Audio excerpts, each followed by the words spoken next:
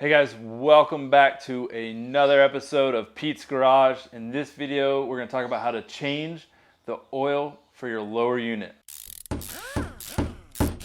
Now we're going to be doing this on a 50 horsepower Tohatsu. If you've got a 40 or 60, this video will work for you. If you have something else, then you need to check your owner's manual. You should be changing your lower unit oil after the break-in time of 20 hours and every 100 hours or annually. All right, the parts you're gonna need for changing out the lower unit oil are the lower unit oil, drain screw gaskets, an oil drain pan, a flathead screwdriver, and shop towels. And as an option, you can do this with a pump kit, which we are gonna show you how to do.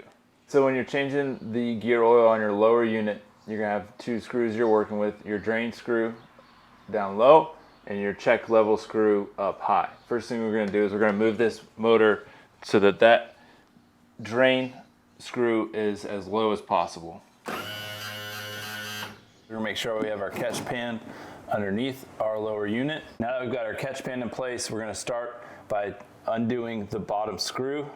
So take that flathead,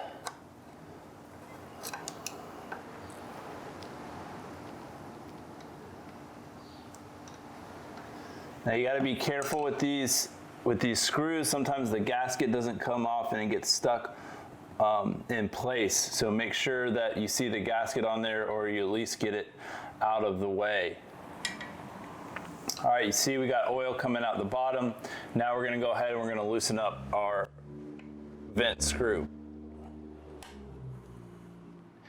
And be careful with this, open it slowly, because as you allow air into the top, the oil is going to start coming out a lot faster.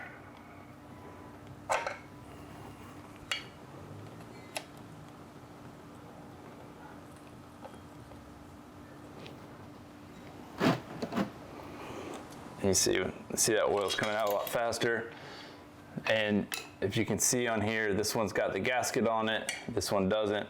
So once it gets done, we'll make sure we get the gasket out of the way. All right, now that the oil is just about drained out, we're gonna go ahead and get this gasket out of here. It's important to make sure that these old gaskets that you don't leave them in place. If you end up with two gaskets in here, it's not gonna seal properly, and you could lose your lower unit oil. So next thing we're gonna do is we're gonna take our new gaskets and get our screws ready to go. I like to leave them up here on the calf plate, just so that they're easy to get to when I start putting the new oil in. Right, so there's two methods you can put your new lower unit oil into your lower unit. The first one is you can take your gear lube bottle, take a pair of side cutters, and cut the top. You want to cut it at a bit of an angle. Oh, I don't know. And we'll find that later. And then basically stick it in the hole and squeeze. This to me is the messier of the two ways to do it. All right, the other way that you can do this is take this top off and get you a pump kit like this. Pump kit drops down on top, screw that into place, and then this other end, you can thread this into your lower unit. Now, with these pump kits, you need to make sure that it is set up for a Tohatsu.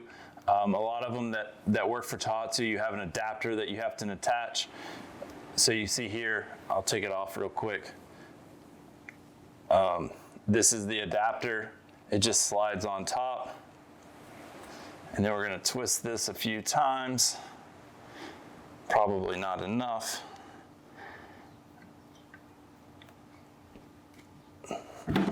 Yep, not enough. All right, once we've got our pump kit attached to our lower unit, just start pumping.